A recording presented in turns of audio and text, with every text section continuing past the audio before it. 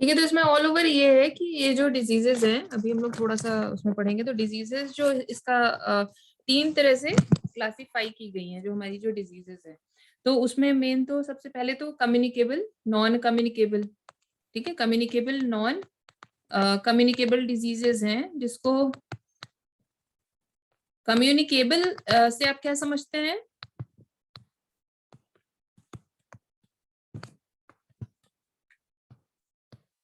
भव्य, communicable से आप क्या समझते हैं? मैम जी के कैरियर से मतलब जो स्प्रेड होती है मैम। हाँ, तो और मैम इसको हाँ। हम इन्फेक्शियस भी बोल सकते हैं ना। इसको हम इन्फेक्शियस बोल सकते हैं, नॉन कम्युनिकेबल को नॉन इन्फेक्शियस भी बोल सकते हैं। मतलब ये इसमें ट्रांसमिशन जो है पर्सन टू पर्सन ट्रांसमिशन है इस इन्फेक्शियस में। नॉन कम्युनिकेबल में क्या है कि इसमें कौन सी डिजीजेस रहती हैं नॉन कम्युनिकेबल में? मैम नॉन इन्फेक्टेड, और जैसे मैम कैंसर हो गया। हाँ, मतलब कि जो आप ट्रांसमिट नहीं कर सकते। ठीक यस है, मैम। जो हमने एक्वायर की लेकिन हम उसको ट्रांसमिट नहीं कर सकते, इसमें वो डिजीजेस आएंगे नॉन कम्युनिकेबल। इनको ये इसको इसका दूसरा नाम नॉन इन्फेक्शियस भी है। मैंने आपको जो वीडियो भेजा था उसमें नॉन इन्फेक्शियस करके, इन्फेक्शियस एंड नॉन इन्फेक्शियस करके था। ये कम्युनिकेबल एक ही चीज है। किसी डिजीज का इन्फेक्शियस होना मतलब कि वो बहुत तेजी से स्प्रेड कर रही है एक पॉपुलेशन में। ठीक है, लाइक जैसे कोरोना वायरस है, तो वो हाईली इन्फेक्शियस है। अभी ओमिक्रॉन आया है, वो मतलब मैनी टाइम्स वो इन्फेक्शियस है। तो ये चीज बोली जा रही है। तो वही कम्युनिकेबल, वो कम्युनिकेबिलिटी मतलब इन्फेक्शियस होना कि किस स्पीड से जो है वो पर्सन टू पर्सन स्प्रेड कर रही है। और नॉन कम्युनिकेबल जो डिजीजेस होती हैं, इसमें आपने एक कैंसर बताया। कैंसर से पहले और भी डिजीज इसमें आती हैं, लाइक डायबिटीज, डायबिटीज मेलेटस है। और आसपास हर फैमिली में एक केसेस होते हैं, आसपास आपको सुनने को मिलता होगा, that is hypertension. Ma'am but diabetes कहते हैं मतलब मैम जेनेटिकली जो जाती है उन्हें भी नॉन कम्युनिकेबल में ही डालेंगे ना मैम, क्योंकि हाँ, इन्फेक्शियस नॉन, तो नहीं हो। नहीं नहीं नहीं, this will come in non communicable ना। Yes ma'am. ठीक है, तो डायबिटीज आ गई। ठीक है, ये एक जैसे फैमिली में अगर एक किसी को हो गई तो ऐसा नहीं है दूसरे को नहीं होगी, दूसरा उसको एक्वायर करेगा बाय जो लाइफ स्टाइल वगैरह जो उसकी है। ठीक है, या तो जेनेटिक भी हो सकता है, या हो सकता है कि कोई बहुत हेल्दी लाइफ स्टाइल उसने अपनी रखी है बट उसके जीन्स में है, तो अपने पेरेंट्स से उसको इनहेरिट कर रखा है उसने, तो भी उस चांसेस होते हैं। ठीक है, क्योंकि diabetes most of the time तो ऑब्वियसली जीन्स में होती है कि पेरेंट्स को है तो पेरेंट्स के थ्रू वो जीन्स जो है बच्चे को ट्रांसफर होते हैं। बट बच्चा अगर डिपेंड करता है कि किस लेवल का ट्रांसफर है, मतलब जीन्स ऐसा, मतलब अगर बहुत हाई लेवल का ट्रांसफर है तो कई बार जो है वो अर्ली एज में उसको डायबिटीज हो जाता है। कई बार क्या है कि अगर उतने, मतलब बस एक सिंपल है कि अ, है आपके जीन्स में, अगर लेकिन अगर आपने हेल्दी लाइफस्टाइल रखी, मतलब नॉर्मल पर्सन से अगर हेल्दी लाइफ स्टाइल रखी है तो आपको नहीं होगा। लेकिन आपने अगर अनहेल्दी लाइफ स्टाइल रखी है तो बहुत ज्यादा चांसेस होते हैं कि आपको डायबिटीज मेलेटस हो जाएगा। बट इसमें ये नहीं है कि अगर हस्बैंड को हो गया तो वाइफ को हो जाएगा, या हस्बैंड वाइफ से बच्चों को हो जाएगा। तो दैट्स व्हाई वी से it is non communicable diseases. इसको वैसे ये जो डायबिटीज, हाइपरटेंशन, इनको लाइफस्टाइल डिजीजेस भी बोलते हैं, क्योंकि बहुत ज्यादा हद तक ये लाइफ स्टाइल, लोगों की लाइफ स्टाइल पे डिपेंड करता है कि सेडेंट्री लाइफ स्टाइल। और ओबेसिटी भी एक डिजीज में ही आती है फिलहाल, जो अभी आप आगे पढ़ेंगे। अभी तो आपकी जो मेन मेन चीजें हैं वो ये चीजें हैं। तो लाइफ स्टाइल डिजीज भी बोलते हैं इनको, डायबिटीज मेलेटस और हाइपरटेंशन को। कैंसर भी ऐसे ही है कि ये नॉन इन्फेक्शियस होता है। ये जो है पेरेंट्स से, या मतलब किसी को अगर हुआ है तो उनके साथ रहने वालों को ट्रांसफर नहीं होता है। ठीक है, तो ये चीजें क्लियर थी। तो इसमें एक आता है, ये एक तो ये क्लासिफिकेशन है, एक दूसरा क्लासिफिकेशन है कंजेनाइटल। कंजेनाइटल से आप क्या समझते हैं?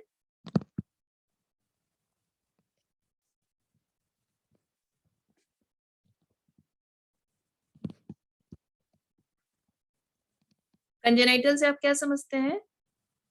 मैम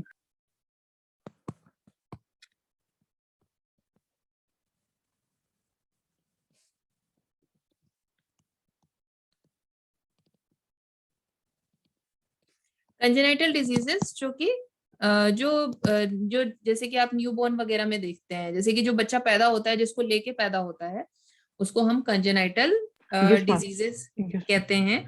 जैसे कि हमने डाउन सिंड्रोम्स वगैरह देखे थे, तो वो क्या था, डाउन जो जो जैसे डाउन सिंड्रोम है बच्चे को, तो उसको हम कंजेनाइटल, और भी बहुत सारे डिफेक्ट्स होते हैं, ठीक है ना, जैसे क्लेफ्ट पैलेट होता है, क्लेफ्ट लिप होता है, इसको हम टर्म जैसे दिया जाता है, दिस इज कंजेनाइटल, बचपन से ही, मतलब जो पैदा हुआ था यस तभी मैम, से। Edward syndrome. हाँ, बहुत सारे जो सिंड्रोम्स वगैरह भी होते हैं। जब बच्चा पैदा होता है तो तुरंत डॉक्टर जो है उसके वो सब चीजें चेक करता है, कि एक पूरा जो है उसके बॉडी पार्ट्स को चेक करता है कि कहीं कोई डिफेक्ट तो नहीं है, कहीं कोई कंजेनाइटल एबनॉर्मेलिटी तो नहीं है। मतलब एक पीडियाट्रिशियन होता है, बेबी उसके हाथ में आता है, तो वो सबसे पहले यही सारी चीजें चेक करता है कि ऐसा तो नहीं कोई डिफेक्ट है कि जिसको तुरंत करेक्ट करने की जरूरत है, जो उसको जब वो वॉर्म से बाहर निकला है तो ऐसा तो नहीं कि सर्वाइवल में कोई प्रॉब्लम आ जाएगी। तो सारी चीजें वो चेक करता है। तो ये कंजेनाइटल डिजीज वगैरह चेक करते हैं उसमें। तो ये जो लेके वो पैदा होता है उसको कहते हैं कंजेनाइटल डिजीजेस। मतलब एक तो आपको हमने ये क्लासिफिकेशन बताया, एक है कंजेनाइटल एंड एक्वायर्ड, और जो यहाँ आप एक्वायर कर रहे हैं वो इसमें ये आएंगे, एक्वायर्ड डिजीजेस। ठीक है, मतलब एक क्लासिफिकेशन आपका ये है, कम्युनिकेबल एंड नॉन कम्युनिकेबल। एक में आपका मतलब एक टाइप का क्लासिफिकेशन, मेनली आपका यही वाला क्लासिफिकेशन चलता है, ऊपर वाला। और कंजेनाइटल और एक्वायर्ड से भी किया जा सकता है, जो एक्वायर कर रहे हैं। इसमें देखा जाएगा तो एक्वायर्ड डिजीजेस में बहुत सारे डिजीजेस हो जाएंगी ना, क्योंकि इसमें आपकी कम्युनिकेबल भी आ जाएंगी, इसमें आपकी नॉन कम्युनिकेबल भी आ जाएंगी। आप समझ रहे हो ना मैं क्या कह रही हूँ? यस मैम, हाँ, क्योंकि यस कंजेनाइटल तो एक छोटा सा मैम, पार्ट है ना। जो over the life time. Yes हाँ मैम, हाँ जो लाइफ टाइम मतलब एक्वायर होती है। यस मैम, हाँ, मतलब आप, हाँ वही। तो इसमें आपकी कम्युनिकेबल भी आ जाएंगी और कम्युनिकेबल भी आ जाएंगी, और इसमें आपकी नॉन कम्युनिकेबल भी आ जाएंगी। ठीक है, नॉन कम्युनिकेबल भी आ जाएंगी। फिर एक तीसरा है, पहला तो ये था, पहला जो मेन हम जो यूज करते हैं वो फर्स्ट वन का है, देन सेकंड ये है, और तीसरा एक ये है। मतलब ऐसा नहीं है, कई तरह से क्लासिफाई किया जा सकता है। एक है हेरिटेबल एंड नॉन हेरिटेबल। मतलब कि अगर मान लो किसी पर्सन ने कोई डिजीज एक्वायर की है, तो वो उसको इनहेरिट भी कर सकता है, वो नहीं भी कर सकता है। तो हेरिटेबल डिजीजेस में ऑब्वियसली ये हमारी ये जो हेरिटेबल, मतलब कि जो आगे जो है वो ट्रांसफर करने के चांसेस किसके रहते हैं, ये हमारे डायबिटीज है, हाइपरटेंशन है। किसी पर्सन को अगर कैंसर है तो ऑब्वियसली थोड़े चांसेस होते हैं कहीं ना कहीं कि वो अपने बच्चों को भी ट्रांसफर कर सकता है।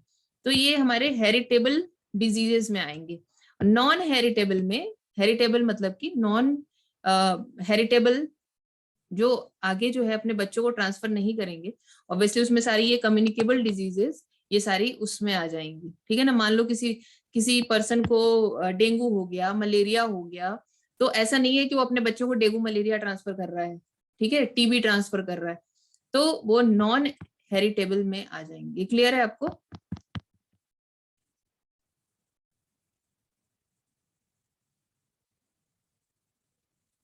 हेरिटेबल में वो सारा आपका, जैसे सिकल सेल एनीमिया पढ़ा था हम लोगों ने, डिफेक्ट्स पढ़े थे, याद है आपको ना, डिफेक्ट्स वगैरह पढ़े थे। यस मैम, ठीक है, तो ये सारे, हिमोफीलिया है, कलर ब्लाइंडनेस है, तो ये सारा हम आपका हेरिटेबल में आ जाएगा। ठीक है, और जो नॉन हेरिटेबल में, जैसे मैंने बताया कि जितनी भी इन्फेक्शियस डिजीज हैं, मान लो किसी पर्सन को कोई भी कोरोना ही हो गया, तो ऐसा नहीं है कि वो बच्चों को ट्रांसफर कर रहा है, तो वो नॉन हेरिटेबल में होंगे वो सारी चीजें। ठीक है, तो ये मैंने आपको एक जनरल समझाया है, अब हम लिख लेते हैं। सबसे पहले तो हम लिखेंगे व्हाट इज हेल्थ। मैंने आपको लास्ट टाइम बताया था व्हाट इज हेल्थ, ये बहुत इंपॉर्टेंट डेफिनेशन है। एमबीबीएस में आप लोग इसी पे रिसर्च करते रहोगे। हेल्थ की डेफिनेशन जो होती है कि एक लाइन इसकी इंपॉर्टेंट होती है, तो जब आप कम्युनिटी मेडिसिन जब आप लोग स्टार्ट करोगे तो हेल्थ पे ही सारी चीजें चलती हैं। हेल्थ, अब तो काफी हद तक चीजें जो है आपकी प्रिवेंशन पे होती हैं। आपका देखो कोरोना वायरस सारा प्रिवेंशन पे है, क्योर तो उसका उतना अच्छा नहीं है। मतलब सारा आपका देखो प्रिवेंशन कितना कि सैनिटाइजेशन होना चाहिए, मास्क होना चाहिए, डिस्टेंस होना चाहिए, तो ये सारा प्रिवेंशन प्रिवेंशन में जाता है। तो वो एक सब्जेक्ट आपका आएगा सोशल एंड प्रिवेंटिव मेडिसिन, ठीक है, जिसको कम्युनिटी मेडिसिन भी बोलते हैं। तो ज्यादातर कहते हैं ना prevention is better than cure. तो आप प्रिवेंशन के लिए चलो तो क्योर हो जाता है। तो अगर आप प्रिवेंशन के लिए चलो तो प्रिवेंशन आपका सस्ता पड़ेगा प्रिवेंशन, और लेकिन क्योर में जाओगे तो क्योर बहुत महंगा पड़ेगा। तो prevention is better than cure, ठीक है। लाइक लाइक डायबिटीज है, हाइपरटेंशन है, तो उसमें अगर आप प्रिवेंशन की तरफ रहो, प्रिवेंशन में आप क्या कर सकते हो, आप अपनी लाइफस्टाइल चेंज कर सकते हो, आप एक्सरसाइज कर सकते हो, healthy food, fruits, water intake, exercise, yoga, ये प्रिवेंशन में आ गए। अब इसका क्योर क्या है? क्योर यही है कि आप फिर एंटी डायबिटिक ट्रीटमेंट लेते रहो, एंटी हाइपरटेंसिव ट्रीटमेंट लेते रहो।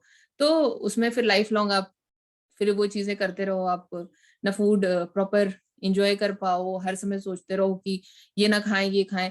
तो फिर वो थोड़ा सा वही इसलिए कहते हैं कि prevention is better than cure, ठीक है।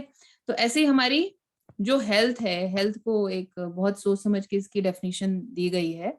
Health is a state. Actually हाँ मैम आपकी वॉइस क्रैकल हो रही है, मैं 1 मिनट अपना नेटवर्क चेंज करके आ जाऊँ मैम, बस 1 मिनट लगेगा। हाँ हाँ, कोई बात नहीं, आप कर लो, मैं चेक कर लेती हूँ अपना भी।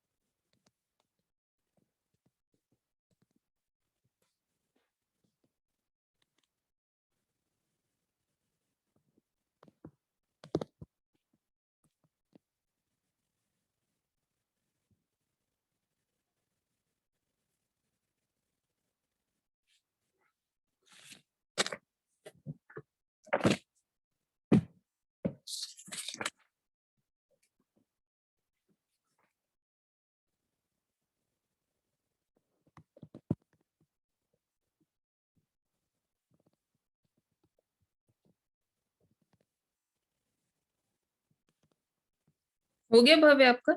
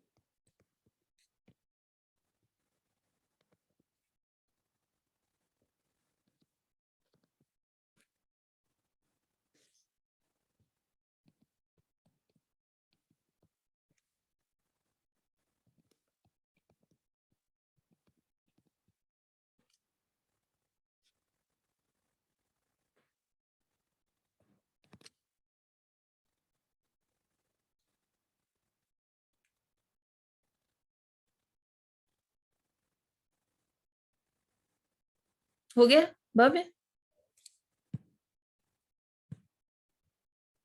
भव्य आपने चेंज कर लिया?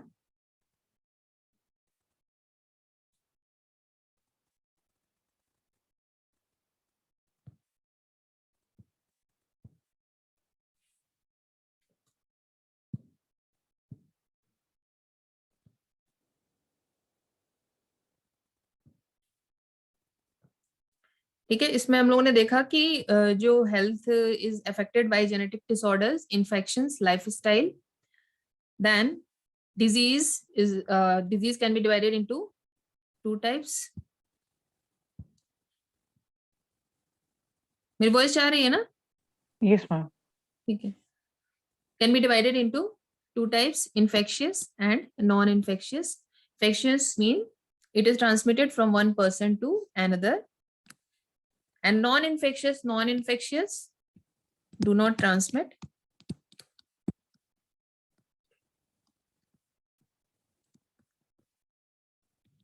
एग्जाम्पल में ये सारा आपका डायबिटीज, हाइपरटेंशन, कैंसर, ये सारी आ जाएंगे। सबसे पहले डायबिटीज बोलते हैं क्योंकि बहुत ही कॉमन है, हाइपरटेंशन एंड देन कैंसर। ये दोनों डायबिटीज, हाइपरटेंशन तो आपको हर घर में लगभग देखने को मिल ही जाता है। तो डायबिटीज, हाइपरटेंशन एंड कैंसर, ये आपको, ये डिजीजेस तो आपको पता ही होनी चाहिए कि ये इसमें आती हैं। देन जो डिजीज कॉजिंग जो ऑर्गेनिज्म होते हैं, कुछ टर्म्स हैं जो हमें पता होने चाहिए।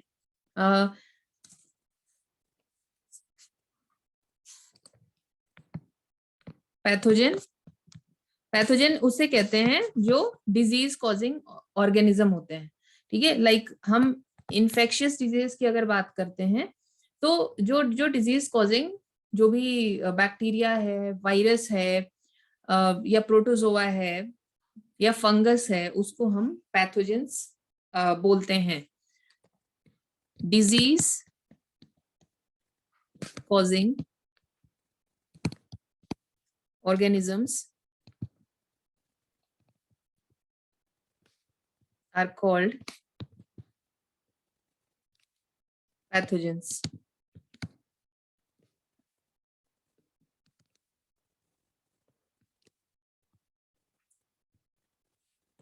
देन हमने एक हाइपोथेसिस देखी थी जो हिप्पोक्रेट्स ने दी थी, और इसके साथ ही जो इंडियन आयुर्वेदिक सिस्टम है मेडिसिन का, उसमें भी दिया गया था।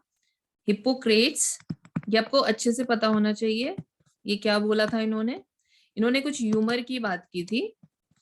ह्यूमर मतलब होता है, वैसे ह्यूमर मतलब होता है लिक्विड। कुछ इन्होंने लिक्विड की बात की थी, कि जिसमें इन्होंने बताया था कि लिक्विड हमारी बॉडी में जो होता है 4 टाइप के लिक्विड्स होते हैं, जिसका बैलेंस जो है बना रहना चाहिए। अदरवाइज मतलब कुछ अगर एक्सेस हो जाए उन चारों में से, तो हम उसको वो तरह की, मतलब वो पर्सन जो है उसको रिप्रेजेंट करता है, मतलब ऐसा कुछ था। जैसे हम लोग मतलब हमारे आयुर्वेद वगैरह में जो बोलते हैं ना कि एक माइंड को एक काम डाउन करने के लिए, मतलब आप देखोगे जब ऐसे कहीं जाओगे जो वेलनेस सेंटर वगैरह होते हैं, तो वहां पे जो आयुर्वेदिक सेंटर्स वगैरह होते हैं, तो वहां पे बोला जाता है 4 चीजों को अभी भी मानते हैं काफी लोग, कि पृथ्वी, जल, वायु और फायर, आग। तो ये 4 चीजों का कुछ वो होता है, हमारा बॉडी से मतलब कनेक्टेड है कुछ इस तरह से। तो वैसे ही हिप्पोक्रेट्स एज वेल एज जो हमारा इंडियन आयुर्वेदिक सिस्टम है, तो उसमें जो है इन्होंने बताया कि 4 तरह के लिक्विड होते हैं। ह्यूमर बोला गया, ह्यूमर, ठीक है, वो लिक्विड बोला गया ह्यूमर। इसको, ये जो ह्यूमर है, वैसे हमारी जो आई है उसमें विट्रस ह्यूमर होता है, एक्वस ह्यूमर होता है, थोड़ा सा एक लिक्विड होता है, जो आपने पढ़ा हुआ है 11th में। तो ह्यूमर नाम जो है इन्होंने उससे दिया कि 4 टाइप्स के ह्यूमर होते हैं, लिक्विड है ये। तो ये हमारे वैसे आई से रिलेटेड है। तो इन्होंने क्या किया कि हमारी बॉडी में जितने भी लिक्विड आ रहे हैं, इन्होंने सबको एक डिफरेंट 4 उसमें डाल दिया, 4 तरह के उसमें डाल दिया। जो इन्होंने बताया कि रेड, एक सेकंड, ये कहाँ लिखा हुआ है?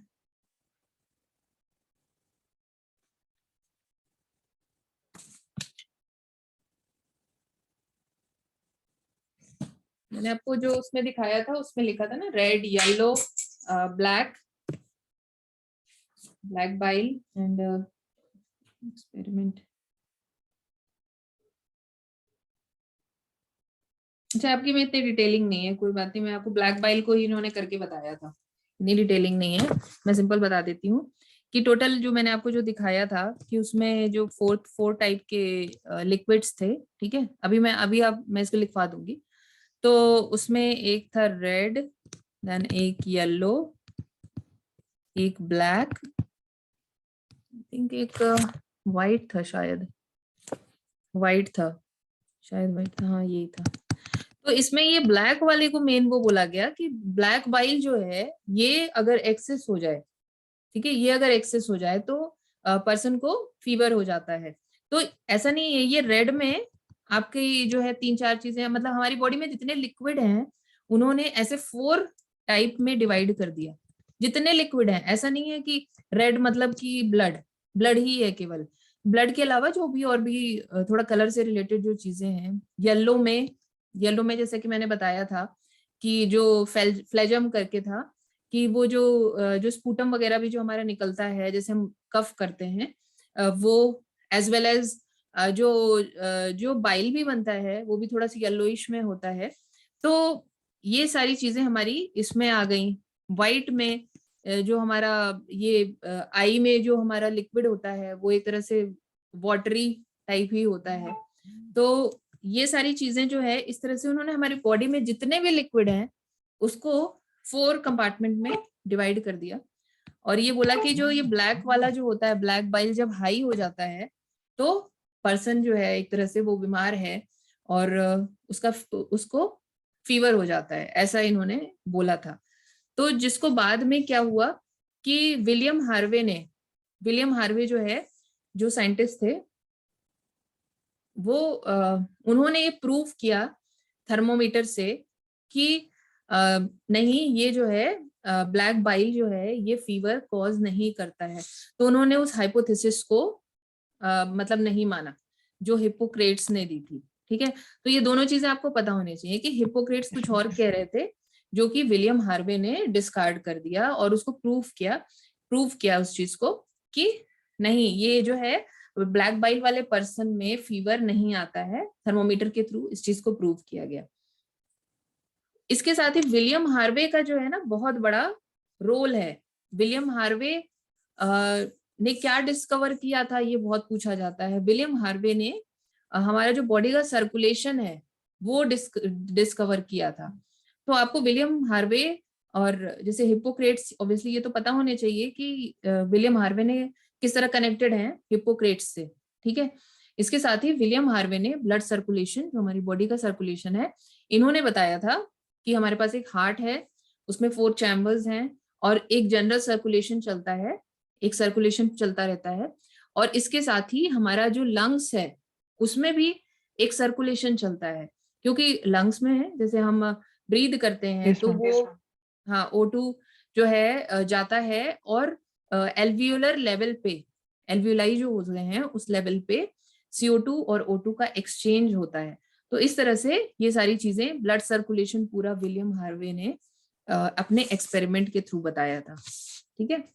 तो मैं इसको लिखवा दे रही हूँ, अभी मैंने आपको इतना बताया था, ये आपको ये याद करने की जरूरत नहीं है, बस बस आपको पता होना चाहिए इन्होंने क्या बोला और विलियम हार्वे ने उसको किस तरह से डिस्कार्ड कर दिया।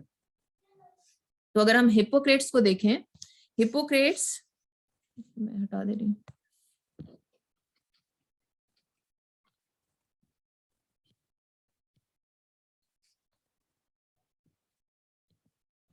as well as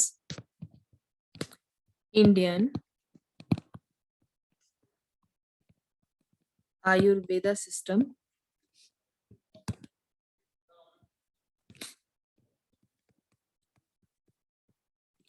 of medicine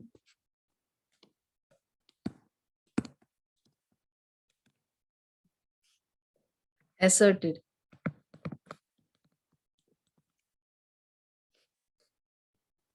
that person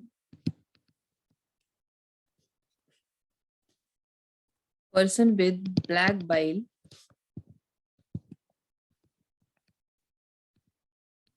जैसे मैंने बताया कि इसमें 4 ह्यूमर थे, 4 ह्यूमर में से 2 ह्यूमर तो ठीक थे, लेकिन 2 ह्यूमर का कहते हैं, जैसे जो black bile as well as उसमें से एक और है कि 2 ह्यूमर को थोड़ा सा डिजीज की तरफ से, कि अगर हाई हो गया तो उस पर्सन को डिसीज हो जाती है। तो black bile, person with black bile belong to hot personality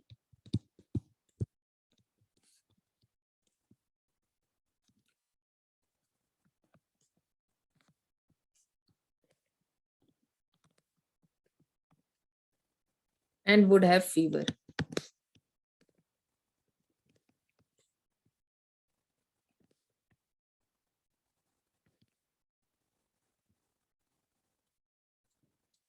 ठीक है, सिंपल ये जो है एक मतलब उनका थॉट प्रोसेस ही था कि ये जो है इन्होंने जो ऐसा बोला, ठीक है ना। और इंडियन आयुर्वेद सिस्टम ने भी ये सेम चीज बोली जो हिपोक्रेट्स ने बोली। फिर विलियम हार्वे आए।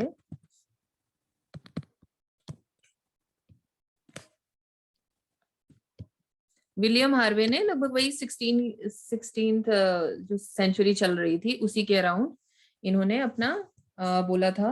विलियम हार्वे का,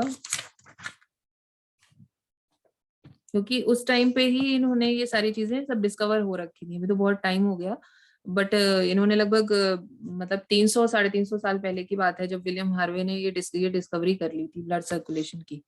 डिस्कवर्ड, यहाँ पे मैं ये लिख दे रही हूँ डिस्कवर्ड ब्लड सर्कुलेशन, क्योंकि आपको पता रहे, ऐसा ना हो मिस कर दें आप। Discovered blood circulation and demonstrated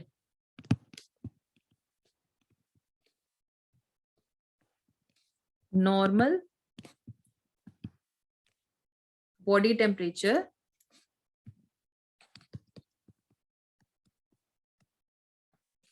in person with black bile.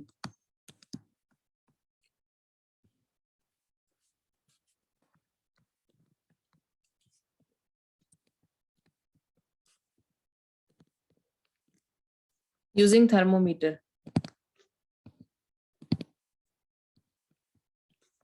Thermometer.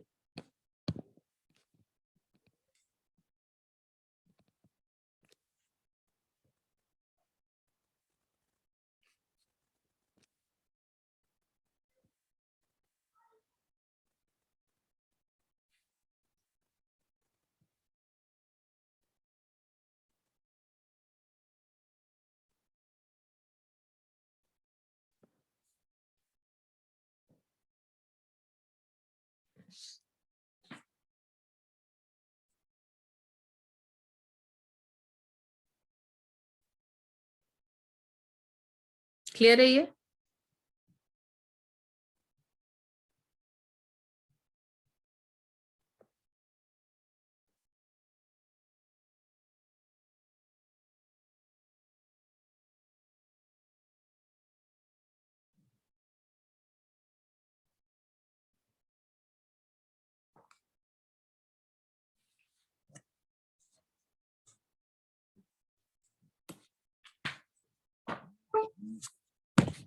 अभी क्लियर हो गया? लिख लिया आपने? यस मैम, लिख लिया। ठीक है, तो इसमें ये चीज है। फिर अब जो है थोड़ी सी कॉमन जो है इन्फेक्शियस डिजीजेज हैं, हम लोग पहले वो करेंगे, फिर हम लोग इम्यूनिटी वाले टॉपिक पे आएंगे। इम्यूनिटी वाला टॉपिक मेन है इसमें, और तो मतलब है इसको ठीक ठाक डिस्कस करने के लिए, जिसमें काफी टर्म्स वगैरह भी हैं। बट उससे पहले जो आपकी बुक में जो इन्फेक्शियस डिजीजेज वगैरह दी गई हैं वो हम लोग थोड़ा सा डिस्कस कर लेंगे। इन्फेक्शियस डिजीज जैसे मैंने बताया कि वो जो है जो डिजीजेस जो ट्रांसमिट हो रही हैं पर्सन टू पर्सन, तो इसमें वो बैक्टीरिया के थ्रू भी हो सकती हैं, वायरस के थ्रू भी हो सकती हैं, प्रोटोजोआन के थ्रू भी हो सकती हैं, और हेलमिंथ्स भी होते हैं उनके थ्रू भी हो सकती हैं, फंगस भी, फंगल इन्फेक्शंस भी होते हैं जो ट्रांसमिट होते हैं। जो स्किन इन्फेक्शंस होते हैं, काफी फंगल इन्फेक्शंस, वो भी ट्रांसमिट होते हैं। तो इस तरह से काफी डिजीजेस हैं, जिसमें से आपकी जो बुक में है हम वही डिस्कस करेंगे। तो कॉमन इन्फेक्शियस डिजीजेस,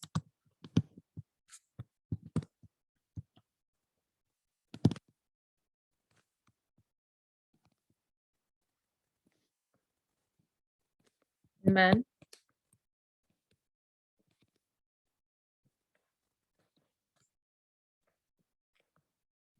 बैक्टीरियल,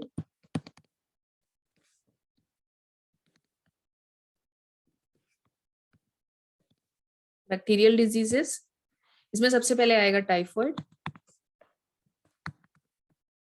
तो टाइफॉइड बहुत कॉमन है, टाइफॉइड बहुत कॉमन है, क्योंकि ये बहुत काफी प्रिवेलेंट है, क्योंकि ये बहुत ज्यादा डिपेंड करता है हाइजीन वगैरह पे।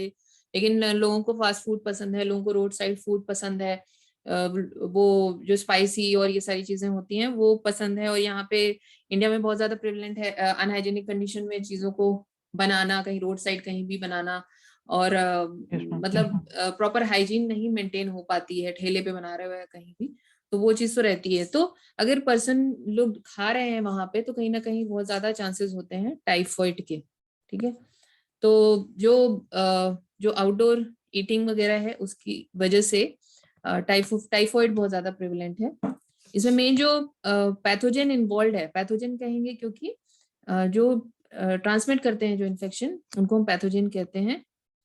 Pathogen is salmonella typhi.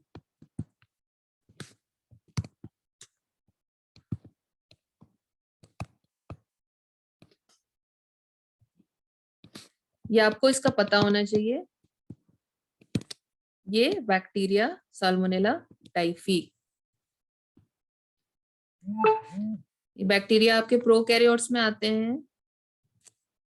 ठीक है, साल्मोनेला टाइफी। फिर मोड ऑफ ट्रांसमिशन क्या है? मोड ऑफ ट्रांसमिशन मैंने कल बताया था। मोड ऑफ ट्रांसमिशन मतलब किस तरह से ये एक पर्सन दूसरे पर्सन को ट्रांसमिट कर देगा। ऐसा नहीं है कि उसके मुंह पे खांस के ट्रांसमिट कर देगा। जैसे कि हमने बात की कि वो अनहाइजीनिक कंडीशन में बना रहा है, तो कहीं ना कहीं जो है इसका जो ट्रांसमिशन है, mode of transmission, that is faeco oral transmission. It enters the small intestine through food and water and migrates to other organ via blood. ठीक है, मेन जो है इसमें mode of transmission is faeco oral बोलेंगे, faeco oral. इसका मैंने बताया था आपको। फीको ओरल मतलब क्या होता है कि जो फीकल मैटर होता है वो उससे एक सेकेंड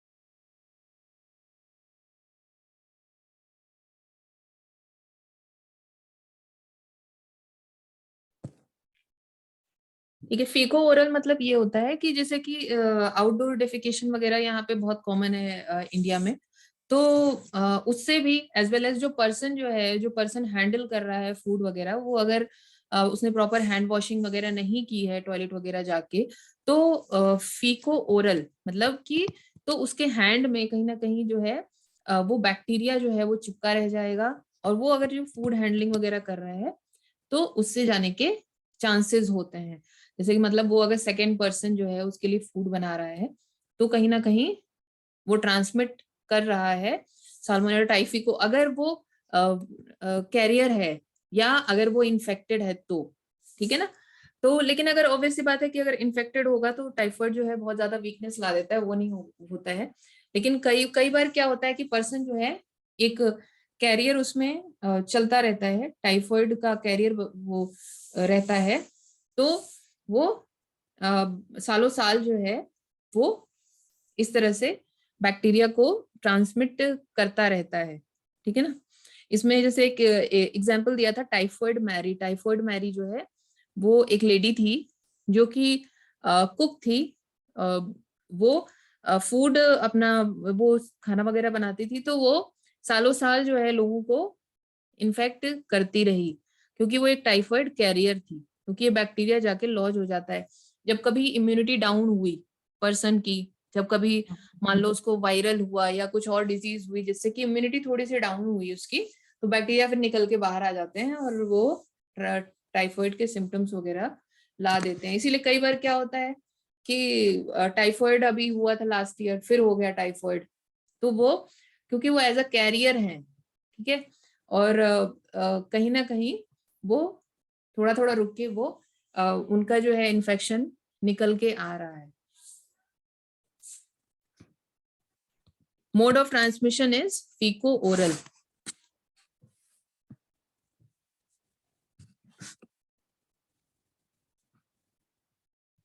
देन सिम्टम्स क्या आते हैं इसमें?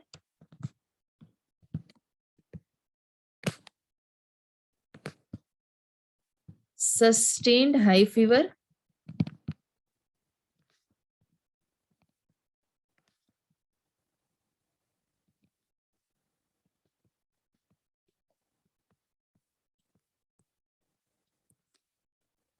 आपको पता है ये फीवर क्यों आता है, बॉडी में फीवर क्यों आता है पर्सन को? यस मैम, जो वाइट ब्लड सेल्स होते हैं वो हम्म जो फॉरेन पार्टिकल्स होते हैं मैम उनके साथ हम्म इनगल्फ करते हैं, तो मतलब बॉडी हीट जनरेट होती है उससे। नहीं, उससे हीट नहीं जनरेट होती है।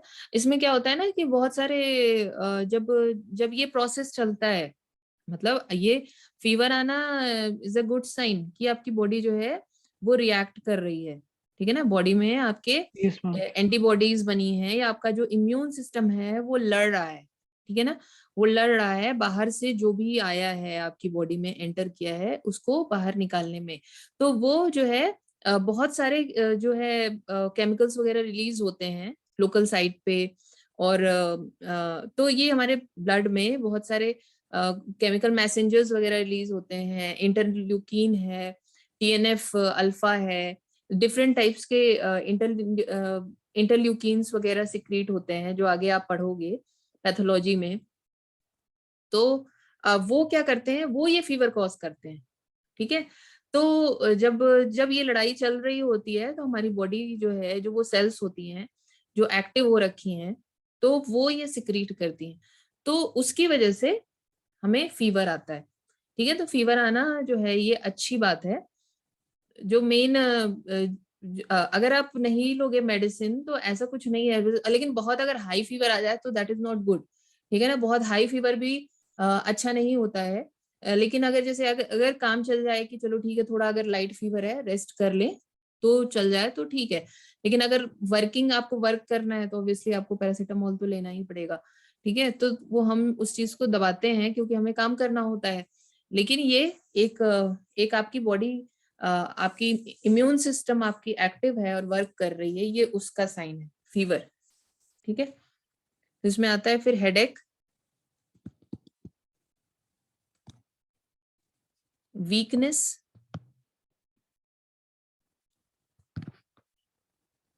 स्टमक पेन, क्योंकि आपके जीआईटी को इन्वॉल्व करता है, टाइफॉइड,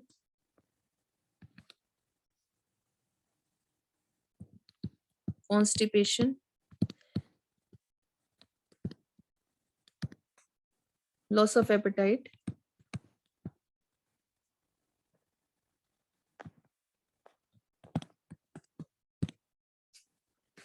एंड जो इसके कॉम्प्लिकेशन होते हैं आगे चल के, दैट इज इंटेस्टाइनल परफोरेशन, जैसे मैंने बताया था कि ये इंटरनल ब्लीडिंग कर देता है और फिर एंड में डेथ हो जाती है। तो ये तो सारा उस केस में हुआ कि जब इम्यूनिटी बहुत लो है और ट्रीटमेंट प्रॉपर नहीं लिया है, तो उस केस में हुआ। क्या आपको इसके साइंस पता होने चाहिए? Salmonella typhi, mode of transmission, सब इंपॉर्टेंट है आपका। और इसका जो मेन कंफर्मेटरी टेस्ट होता है, कंफर्मेटरी टेस्ट जो होता है दैट इज विडाल।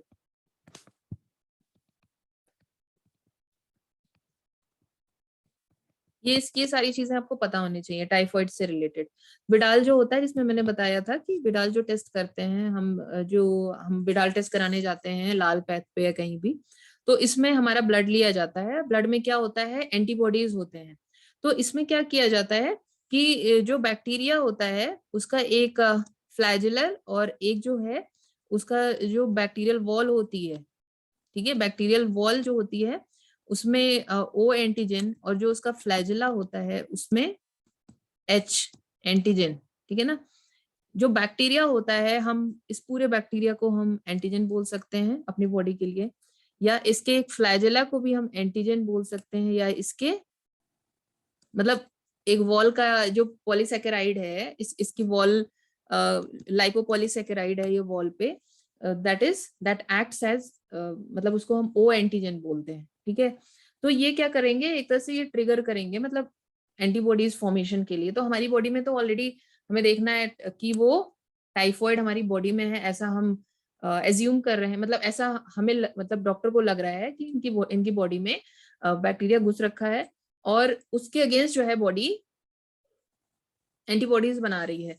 तो मेन जो पार्ट होते हैं जो फ्लैजिलर और ये, इनके लिए हमारी बॉडी एंटीबॉडीज बना रही है, ठीक है। तो हमारे पास एंटीबॉडीज हैं ऑलरेडी, और ये एंटीजन जो है हम बाहर से हम वो लेके, और इस तरह से हम डाल रखे हैं ये antigen O and H, O H, इस तरह से करके उसका डाइल्यूट कर रखे, मतलब डाइल्यूशन जो है करके हमने डाल रखा है।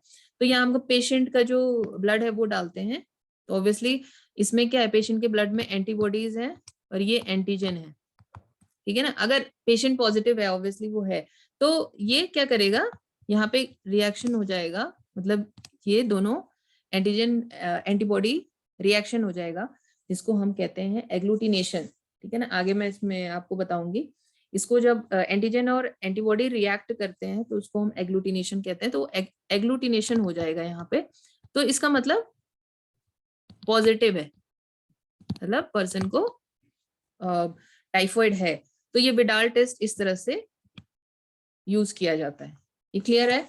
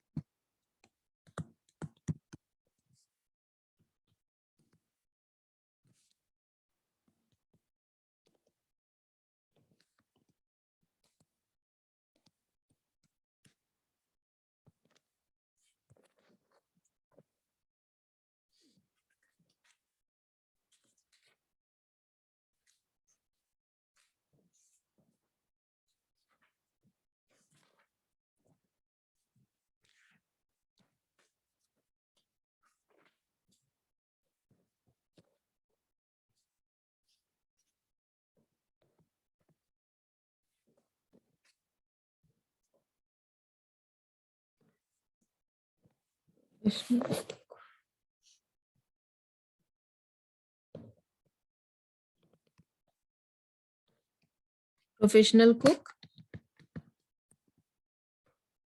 was carrier of typhoid, carrier of typhoid थी।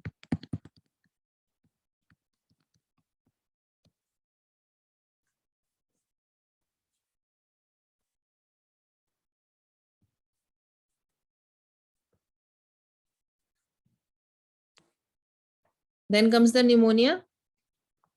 ये हो गया भावे यहाँ तक आपका? Yes ma'am. ठीक है। निमोनिया में जो मेन पैथोजन है दैट इज स्ट्रेप्टोकोकस,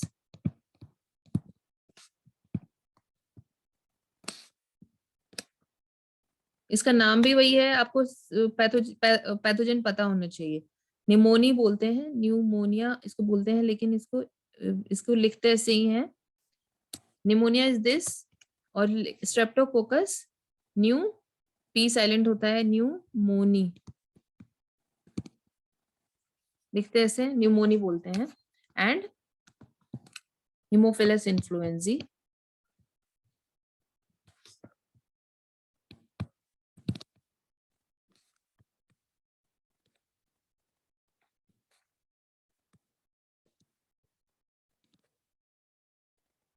ठीक है, Streptococcus pneumonia and Haemophilus influenzae, मतलब ये दोनों ही हैं, कभी स्ट्रेप्टोकोकस निमोनिया आ जाएगा, कभी हेमोफिलस इन्फ्लुएंजी निमोनिया कॉज करेगा।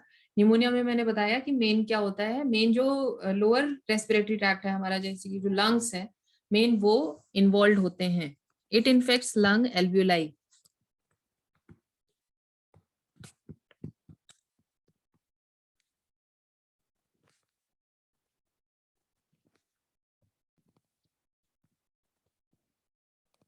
It infects lung alveoli.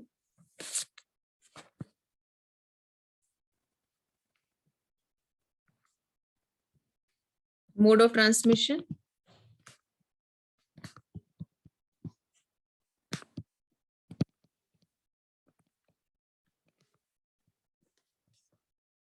By droplet.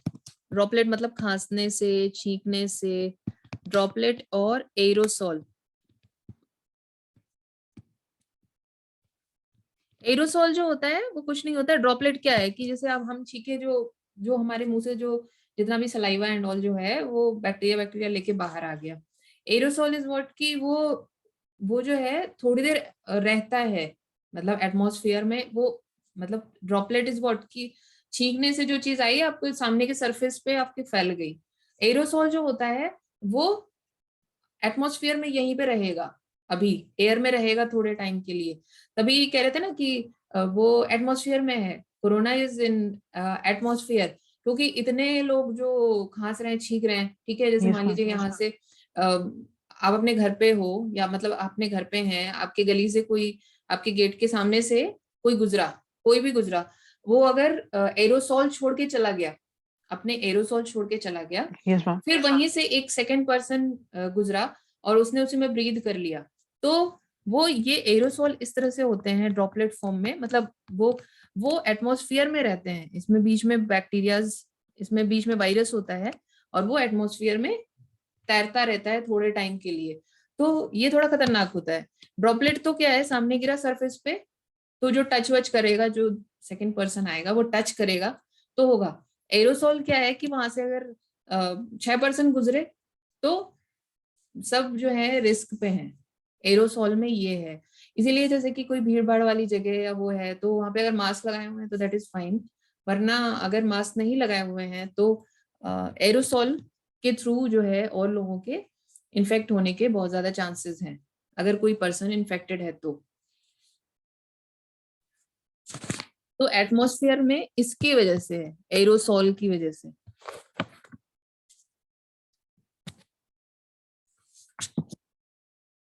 तो mode of transmission is by droplets and aerosol by inhalation,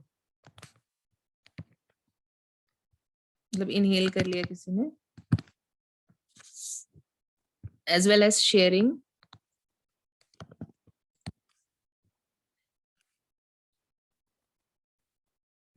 मतलब कोई भी सामान अगर जो है इन्फेक्टेड पर्सन का अगर शेयर कर रहे हैं, जैसे कि मैंने बताया कि ड्रॉपलेट से मान लो कि उसने इन्फेक्ट कर दिया कोई भी सामान अपना, sharing glasses, utensils of infected person, उससे हो जाए।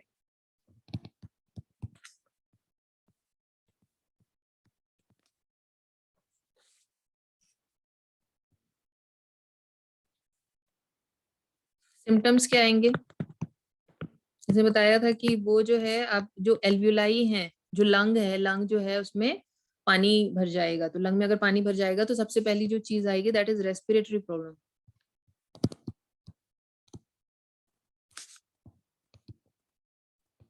सांस लेने में प्रॉब्लम होगी।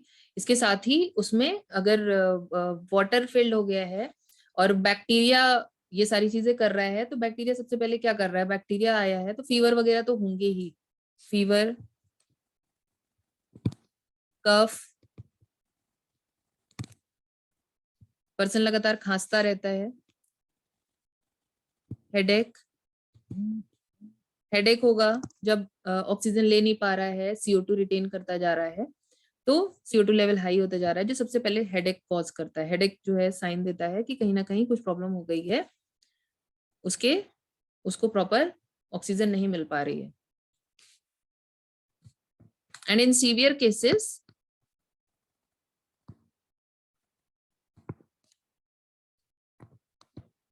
सीवियर केसेस में क्या हो गया कि ब्लूइश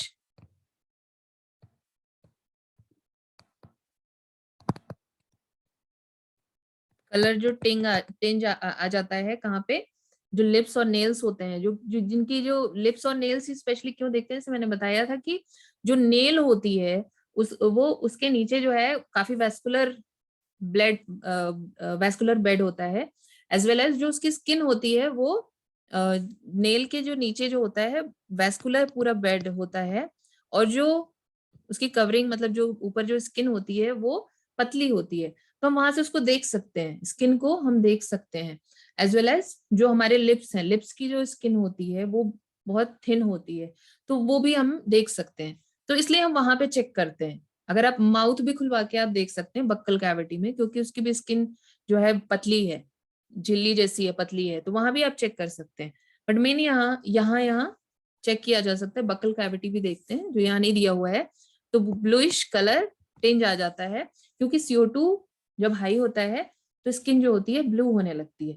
ठीक है, तो हमें स्किन में वो चीज नहीं दिखाई देगी क्योंकि वो मोटी है, तो वहां नहीं दिखेगी। जो पतला जो एपिडर्मिस हमारी थिन है, हम वहीं से अंदर के ब्लड को देख सकते हैं, तो वो हमें दिखाई पड़ता है लिप्स पे और जो फिंगर नेल बेड है।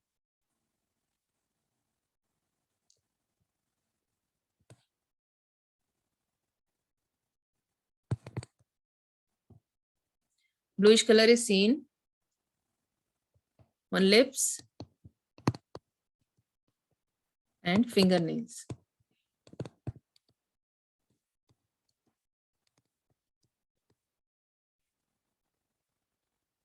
ये क्लियर है? Yes ma'am. ठीक है, हम लोग यहीं स्टॉप करते हैं। ठीक है, आगे फिर इसको कंटिन्यू कर लेंगे। Yes ma'am. ठीक है, आप इसको एक बार और रीडिंग लगा लेना, फिर सैटरडे को हम लोग जब क्लास करेंगे ना तो फिर आगे कंटिन्यू कर लेंगे। Yes ma'am. और रोहिला सर की क्लास तो आप कर रहे होगे? यस मैम, 4 बजे से 4 से 5:30।